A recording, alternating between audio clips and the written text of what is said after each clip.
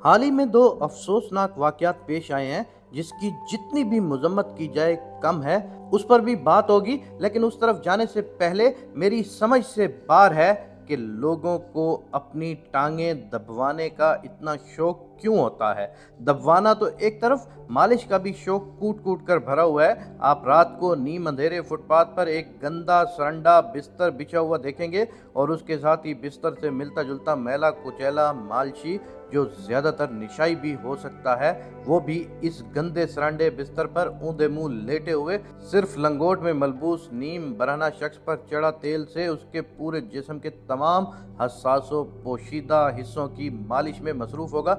समझ से बाहर है कि इस गंदे बिस्तर पर और तकिए पर तो बंदा चेहरा शरीफ रखते ही बेहोश हो जाए, इस पर कुजा वो ऊंधे मुंह लेट कर मालिश करवाई जाए। अब लोग चीखेंगे कि वो मेहनत कश तबका है यारा, जो मालिश नहीं करवाता वो मर जाता है क्या। बाज लोग इस मालिशी को घर बुलाकर ये शुगल करवाते हैं और अपने तई साफ सुथरी चटाई का बंदोबस्त भी कर लिया जाता है। हालांकि उस मालिशी को भी धोबी सोडे में नहलाकर ये मुबारक काम करवाना चाहिए, लेकिन मेरे ख्याल में जितना मैला कुचैला होगा उतना ही मज़ा आता होगा। तमाम बड़े शहरों में ख़वातीन हज़रात के लिए मसाज सेंटर खुले हुए हैं जिनकी आड़ में जो कुछ होता है वो सबको मालूम है, लेकिन उस पर बात करने वाला मजहबी तंग नज़र कहलाएगा।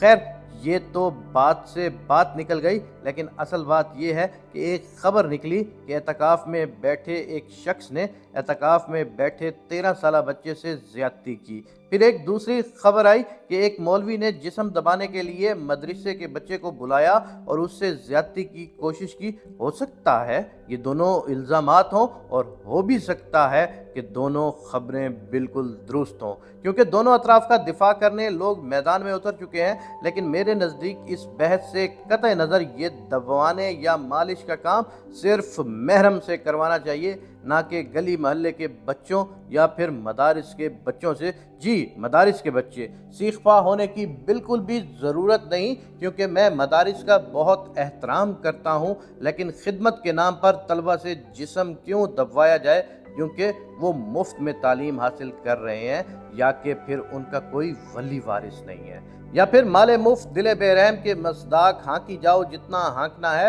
बिलखसूस नौ उम्र बच्चों से जिस्म दबवाना कौन सी किताब में लिखा है।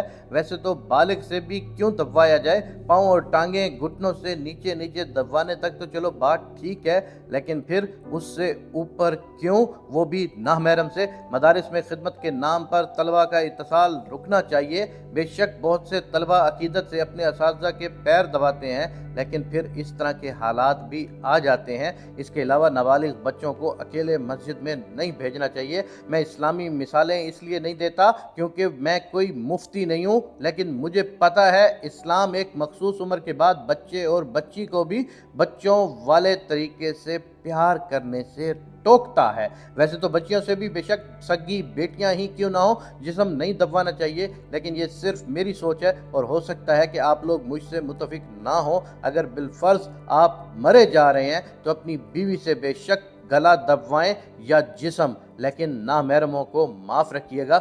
मुझे ये भी पता है कि मेरी इस वीडियो पर लिबरल और इस्लाम मुखालिफ के ताने भी मुझे मिल सकते हैं, लेकिन जो हकीकत है उससे आंखें नहीं चुरानी चाहिए और जवाब में आप यूनिवर्सिटीज़ में होने वाले फहाशी को उससे मुंसलिक ना किया जाए, क्योंकि मुझे पता है कि लोगों ने भी फिर यही कहना है कि यूनिवर्सिटीज़ में भी बहुत कुछ होता है। बिल्कुल मेरी भी बात यही है कि वहाँ पर भी बहुत कुछ होता है, लेकिन वो एक अलग बहस है, उस पर भी बहुत बहस होती रहती है। फिलहाल मदारिस को अब संजीदगी से इस पहलू पर सोचना होगा। मेरी इस वीडियो पर आग बगोला होने वाले मुझे सिर्फ ये बताएं कि क्या आप अपने मासूम बच्चे से किसी गैर मर्द का जिस्म दबवाने पर फख्र महसूस करेंगे। अगर हाँ, तो मैं आपसे हाथ जोड़कर माफ़ी मांगता हूँ कि मेरी वीडियो से आपको दुख पहुँचा।